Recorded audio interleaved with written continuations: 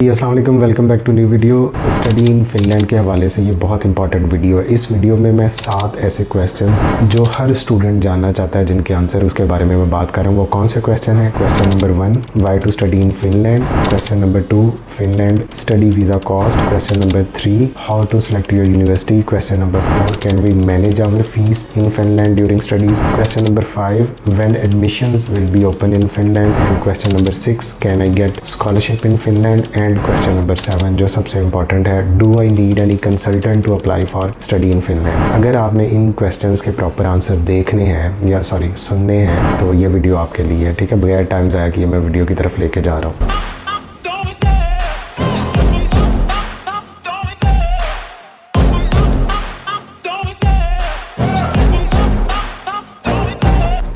जी, तो सबसे पहले हम बात करेंगे कि why to study in Finland. अगर आप गूगल करें कि फिनलैंड का क्या एजुकेशन सिस्टम है, तो दुनिया में सबसे बेस्ट एजुकेशन सिस्टम जो है वो फिनलैंड है। इसकी बहुत सारी रीजंस हैं। Happiest country of the world की रैंकिंग में ये फर्स्ट नंबर पे हमेशा से रहा है, ठीक है। और लॉजिकली मैं बच्चों को कहता हूँ कि अगर आप में थोड़ी सी भी कॉमन सेंस है तो ये बात सोच लें कि अगर कोई कंट्री कंटिन्यू जो है वो हैप्पीएस्ट कंट्री की लिस्ट में आ रहा है, इट मीन्स वहाँ पे रहने के लिए, खुश रहने के लिए आपको जो बेसिक नीड्स ऑफ लाइफ है, जिसमें एजुकेशन है, जिसमें हेल्थ है, जिसमें फूड है, जिसमें ट्रांसपोर्ट है, जिसमें जॉब्स है, ये सारा कुछ जो है वो फुली सेटिस्फाई हो रहा है, तभी वो लोग जो है वो खुश है। मैंने एक डिस्क्रिप्शन में वीडियो में एक लिंक पेस्ट कर दिया जो एरास्मस का है, यूरोपीय यूनियन, जिसमें उन्होंने 10 रीजंस डिस्क्राइब की हैं कि क्यों फिनलैंड दुनिया का सबसे बेस्ट एजुकेशन सिस्टम है। सबसे बड़ी चीज़ जो फिनलैंड में कि एजुकेशन एक बेसिक राइट है, कोई पाबंदी नहीं है किसी किस्म की, किसी स्टूडेंट पे, किसी एज लिमिट पे, स्टडी गैप पे। इसके अलावा फिनलैंड में कोई कंपटीशन बेस्ड एजुकेशन सिस्टम नहीं है, उनका कॉपरेशन बेस्ड एजुकेशन सिस्टम है। ये बड़ा एक ज़बरदस्त वर्ड है। जो रट्टा सिस्टम पाकिस्तान में चलता है, जिससे आपके बच्चे की कोई जहनी जो है उसको कोई क्रिटिकल थिंकिंग, कोई तख्लीक का मादा उसके अंदर रहता ही नहीं, वो सिर्फ एक रटे रटाए सिस्टम पे जो है एजुकेशन पढ़ के आगे निकलता है। तो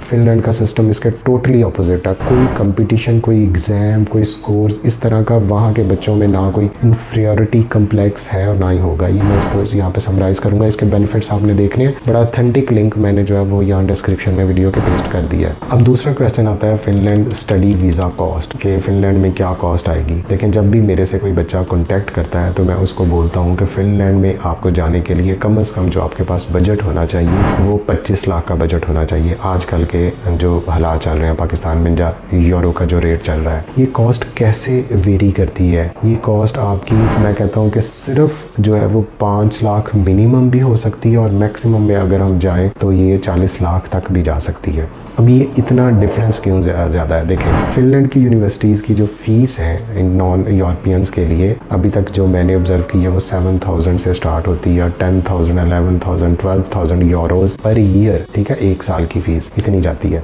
अब इसमें ये कैसे नहीं पता चलता कि एक्चुअल कॉस्ट क्या होगी और मैं इसको क्यों 25 लाख कहता हूँ। देखें, फिनलैंड में बहुत ज़्यादा स्कॉलरशिप ऑफर होते हैं, इस पर भी मैं अगले क्वेश्चंस में बात करने वाला हूँ, ठीक है। फिनलैंड में अर्ली बर्ड डिस्काउंट आपको मिलता है। फिनलैंड में आपकी जो एम्बेसी वो पाकिस्तान में नहीं है, आपको जो वर्किंग एम्बेसी है इस टाइम पे वो यूएई में है, ठीक है। इसके अलावा आप बाकी कंट्रीज़ में भी जा सकते हैं, जैसे टर्की हो गया या किसी और कंट्री में, जहाँ पे आप जाके अपना वीज़ा फाइल जो टेम्परेरी रेजिडेंस परमिट के लिए सबमिट कर सकते हैं। लेकिन फ़िलहाल 90+ स्टूडेंट जो हैं वो अबू धाबी यूएई में जाते हैं, तो 2 से 3 लाख उसकी कॉस्ट है, ठीक है। इसके अलावा ऑन एन एवरेज जो एक बच्चे को अगर डिस्काउंट्स मिल भी जाए, अर्ली बर्ड डिस्काउंट मिल जाए या उसको फुली फंडेड स्कॉलरशिप नहीं मिलता, तो उसको 4 से 5,000 यूरो तक जो है वो पे करनी पड़ती है, जो पाकिस्तानी रफली 20 से 21 लाख आप उसका माइंड में रखें हैं। बाकी जो है वो आपकी वीज़ा कॉस्ट है, ट्रैवलिंग कॉस्ट है, यूएई आना जाना है, ठीक है, कंसल्टेंसी की फ़ीस है, तो ये सारा मिनिमम ला के 25 लाख की जो है वो आपको ज़रूरत होती है। ये इतना माइंड में रखना है। अब थर्ड क्वेश्चन है कि how to select your universities पे ऑलरेडी एक वीडियो मैं बना चुका हूँ कि आप कैसे अपने सब्जेक्ट्स को सिलेक्ट कर सकते हैं, और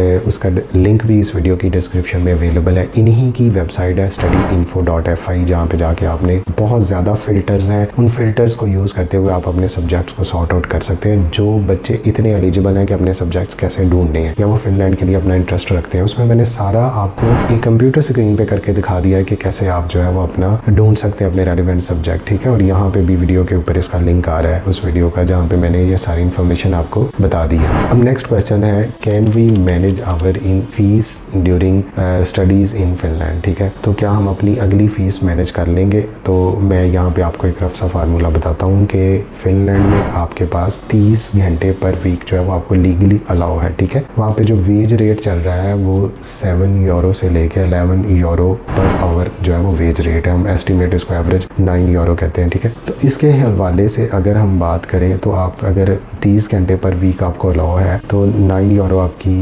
वेजेस हैं, तो आप रफली 1800 यूरो 1500 से 1800 की रेंज में पर मंथ आप जो है वो कमा लेते हैं as a part time job. अब अगर आपकी ट्यूशन फीस, जिसको हम 1 साल की ट्यूशन फीस बोलते हैं, वो कटा के आपको स्कॉलरशिप भी मिल जाता है, कुछ 50% आपने 55 क्रेडिट आवर्स भी पूरे कर लिए हैं, तो वो 6 से 7 हज़ार रह जाती है, ठीक है। इसके अलावा आपकी जो लिविंग कॉस्ट है वहाँ पे पर ईयर अगर हम बात करें, जैसे आपको बैंक स्टेटमेंट के लिए रिक्वायर्ड है वो, तो वो 7000 यूरो है। तो अगर आप 1800 या 1500 यूरो पर मंथ कमा रहे हैं तो आपकी साल की जो बचती है, जो आपकी सेविंग्स है, ये जो आपकी इनकम बनती है वो तकरीबन बनती है 17 से 18,000 यूरो, ठीक है ना, पर मंथ 12 अगर माह इसको काउंट करें। तो इसमें से आप देख लें कि 7000 यूरो आपकी लिविंग कॉस्ट हो गई, इसके अलावा 6000 आपकी फ़ीस हो गई, 13000, और बाकी जो 3 से 4000 या 5000 का मार्जिन है वो भी डेफिनेटली आपका खर्च हो ही जाता है। और होते तुसी एडे कोई कैलकुलेटेड नहीं रह सकते कि यार मुझे कोई शर्ट पसंद आई है, कोई मैं शॉपिंग पे जाना है या कोई चीज़ लेनी है तो वो मैं ना लूँ, तो वो एक्स्ट्रा कैलकुलर में आ जाता है, तो ईजिली मैनेज हो जाती है। अब नेक्स्ट क्वेश्चन है when admissions will open in Finland. देखिए फिनलैंड में मैं बार बार बता रहा हूँ कि अब जो उनकी मेजर इनटेक आ रही है उसके एडमिशन ऑलरेडी ओपन हो चुके हैं। LUT यूनिवर्सिटी है फिनलैंड में, उसके एडमिशंस ऑलरेडी अर्ली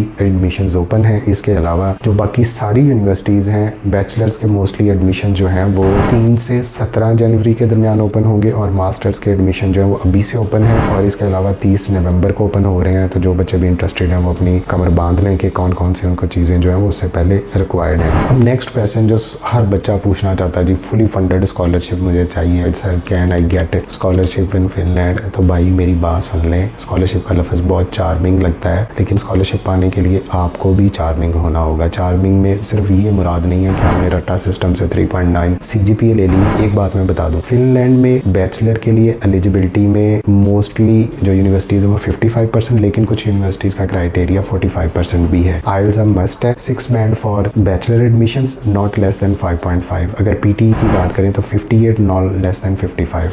इसी तरह अगर हम मास्टर्स की एडमिशंस की बात करें तो वहाँ पे आपको आइल्स 6.5 नॉट लेस देन 6, और अगर PTE की बात करें तो 62 not less than 59 into each module. और CGPA और मार्क्स आपके इतने मैटर नहीं करते। जो सबसे इंपॉर्टेंट चीज़ स्कॉलरशिप के लिए है वो आपका मोटिवेशनल लेटर है, जो है इसके अलावा आपका आइल्स स्कोर है, और इसके अलावा आपकी जो असाइनमेंट है, कोई स्टडी वाइज सब्जेक्ट वाइज जो है वो हर यूनिवर्सिटी अपनी एक असाइनमेंट या एक असाइनमेंट एग्जाम टाइप लेती है, जिसकी बेस पे आपका स्कॉलरशिप डिसाइड होता है। यूनिवर्सिटीज़ जो हैं वो बहुत ज़्यादा एक डिफरेंट उसका क्राइटेरिया है। कुछ यूनिवर्सिटीज़ 0 to 50% तक स्कॉलरशिप देती हैं, कुछ सेम जस्ट डिस्काउंट देती हैं कि हम जो है वो आपको 3000 to 5000 डिस्काउंट होगा। कुछ 0 to 100% स्कॉलरशिप है। कोई भी एक प्री डिफाइंड नहीं है कि आपको स्कॉलरशिप मिलेगा, आपको स्कॉलरशिप कितना मिलेगा, ये कोई जादू का फार्मूला नहीं है। ये एडमिशन टीम जो है वो उनकी यूनिवर्सिटी की, वो आपकी एप्लीकेशन को एनालाइज करेगी और खुद आपको ऑफर करेगी कि हम आपको इतना जो है वो स्कॉलरशिप ऑफर कर रहे हैं, वो आपकी प्रोफाइल को देख के, ठीक है। प्रोफाइल में मैं बार बार कह रहा हूँ, not just your marks, it depends on your motivational letter, it depends on your IELTS. Motivational letter की अगर हम वेटेज की बात करें तो ये 60 to 70% डिटरमिन करता है कि आप जो है वो करते हैं, एलिजिबल होते हैं। कैसे मोटिवेशनल लेटर लिखना है इसका भी लिंक डिस्क्रिप्शन में अवेलेबल है। यार हर चीज़ आपको खुली किताब की तरह जो है वो मैंने पकी पकाई खीर में आपको सामने डिस्क्रिप्शन में लिंक्स अवेलेबल हैं, सारा कुछ कर लिया है। अब फिर आखिरी क्वेश्चन जिस पे मैं वीडियो